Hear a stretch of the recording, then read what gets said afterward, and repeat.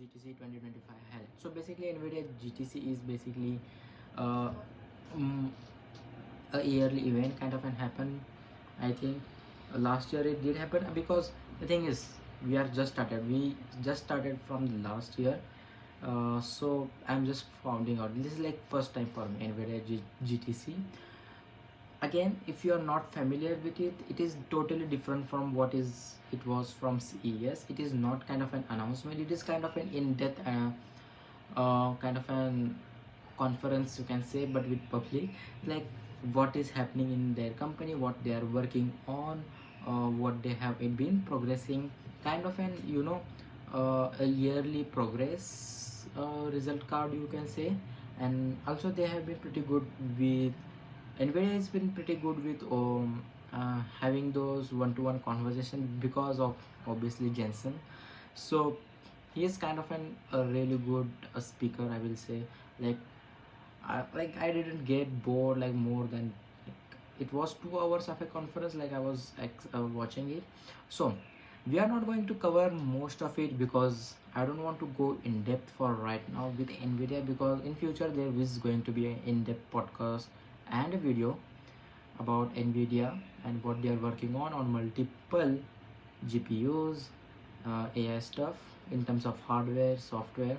So a couple of 4 points that they have highlighted in their uh, you can say on their overall event, and I will tell you a couple of them here. And also I will link down the whole events video, or even I will link down the whole website blog that they have written. So couple of interesting points you should know. That the first point, 1 trillion computing inflation point. So basically Jensen when he first came on stage, he talked about predicting that the computing inflection point. So basically it is kind of an demand regarding computing chip regarding in AI. So basically that they have predicted that it is going to be $1 trillion economy kind of a thing. So it is quite a bit bold production from them. But if you see the numbers, it definitely is happening. you know Specifically the way that they have shown charts in the event, where they only took couple of like 4 to 5 companies and predicted those inflection point. So it is pretty much in next 4 years, it is going 4 to 5 years, it is going to be $1 trillion. um, Cloud service. So basically computing means cloud servicing, like what chip computing chip is. So basically servers regarding all around the world. So that is one thing. Nvidia Blackwell chip is in full production, they said in the event. So Nvidia Blackwell is kind of an their ultimate chip that most of the people are using, and it is like most of the people, I mean most of the AI companies, mostly like Gore, OpenAI, even Google, Meta are using Nvidia's Blackwell chip, which is, we can go in depth in next couple of podcasts, but it, it is kind of an height you can achieve, what you can get at least for now, in terms of training AI models and making it further improvement. Any couple again, Nvidia will follow an annual rhythm for build out of AI infrastructure. So basically now onwards from this year, I think they are going to follow yearly features, yearly AI infrastructure features. They are going to plan out rather than doing it multiple years in one time, I think.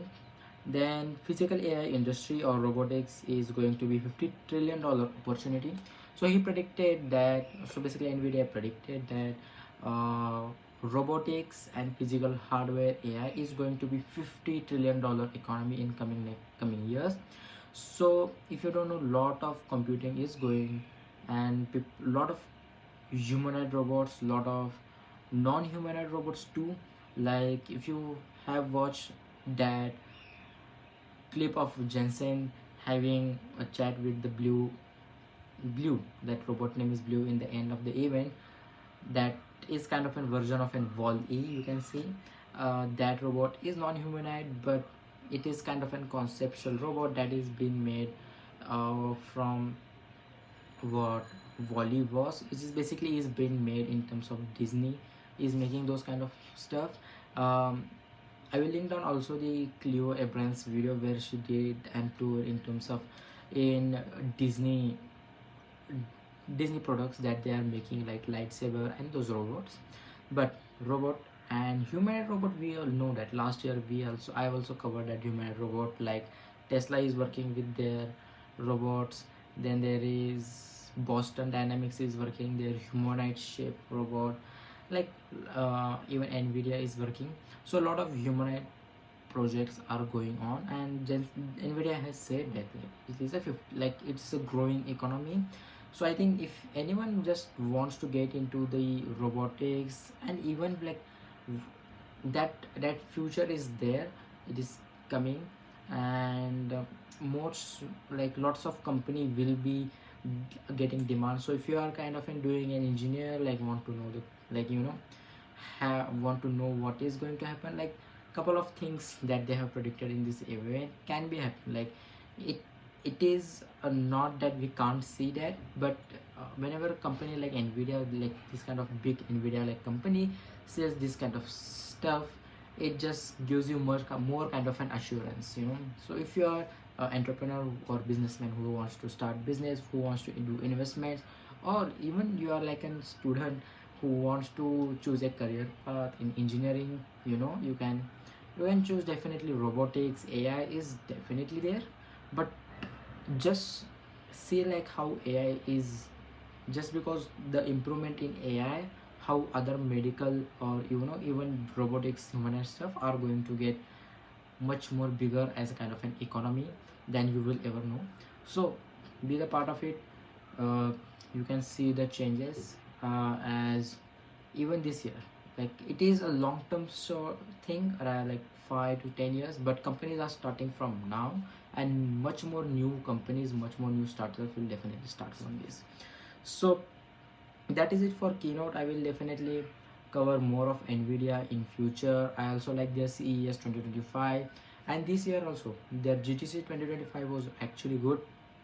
I'm definitely going to cover up a lot of things to let you guys know what they are getting into. Like they are they are doing definitely really good stuff into the how we are going to train AI models, like how like what kind of problems we are facing now and we will be facing in future, like about how humanoid like humans data will be not enough to train the like AI models needs to be trained on infinite, like that level of data that is not even, if you even collect the all humans data that we have, it is not going to be enough for to train that AIs and AI models in future, or even AI infrastructure, AI robots, robotics.